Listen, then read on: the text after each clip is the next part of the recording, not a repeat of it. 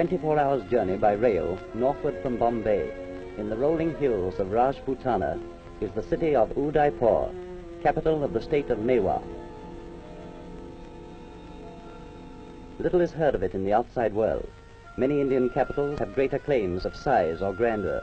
Many are wealthier by far, but none can boast a prouder heritage, for here dwells His Highness the Maharana of Udaipur, direct descendant of the sun god, and natural leader by birth and tradition of all the Indian princes of the Hindu faith.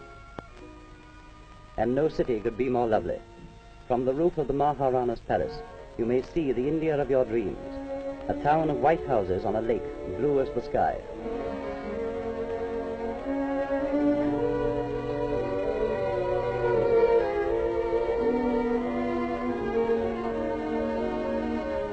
Udaipur is surrounded by a strong defensive wall, which in the 16th century barred the way of the Mughal emperors in the great Mohammedan invasion.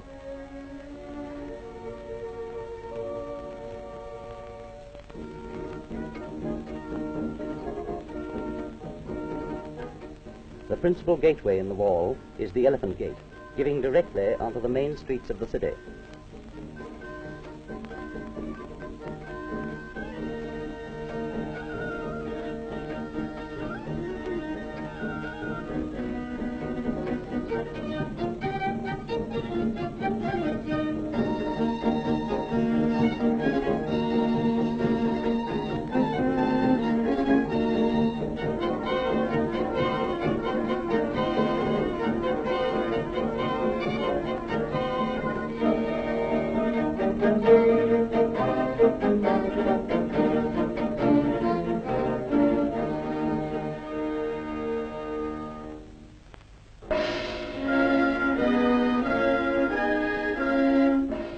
In the center of the town is the massive temple of Jagannath, its towers elaborately carved with the figures of animals by craftsmen of long ago.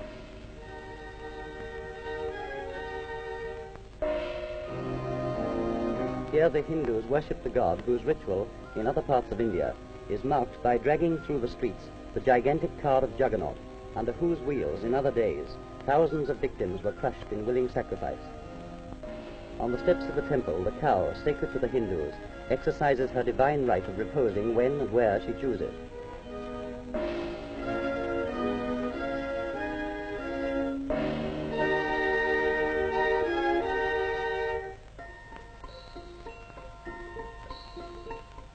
Here too we find the sadhus, professional holy men, each with his pitch close to the temple, passing the sunny days in a pleasant stupor of contemplation, and relying for their livelihood on the charity of the faithful.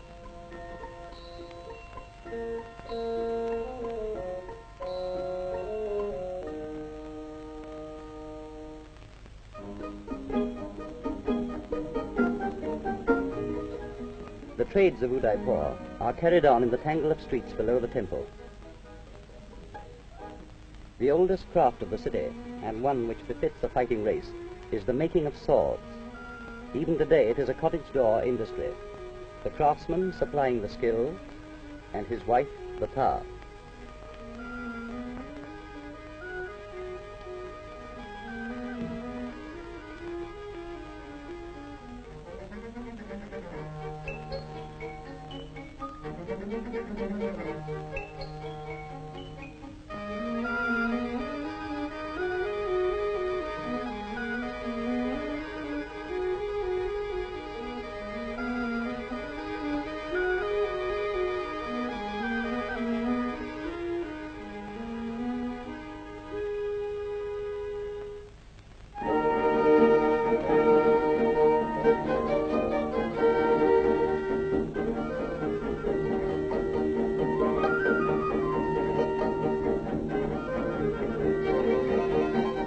Then there are the silversmiths, doing a prodigious trade in bangles, anklets, and earrings of Indian silver, heavily wrought.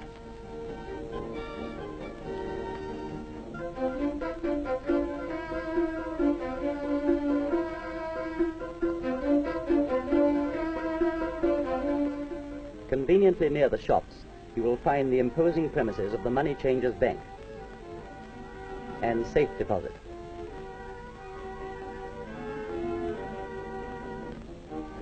Really large sums, of course, are kept in the strong room and only produced when a big deal is contemplated.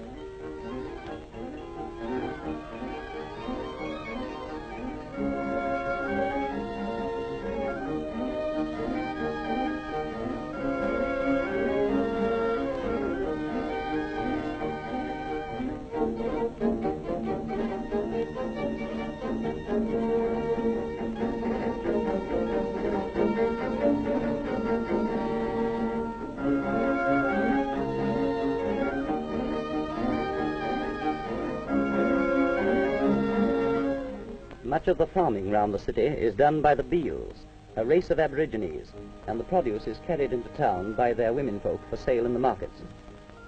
The many anklets worn by this woman are not a sign of vanity, but of safety first. They protect her against snake bite while working in the fields.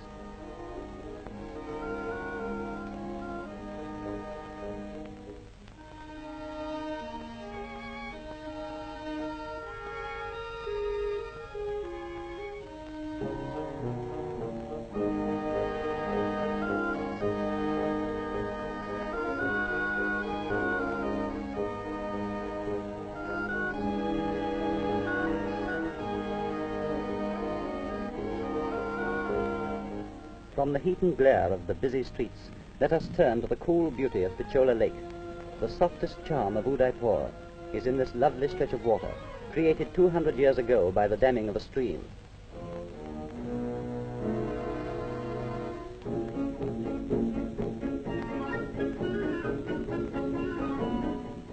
Here, throughout the day, the townsfolk come to the steps of the Ganga Ghat to bathe and wash, and to watch the children at play.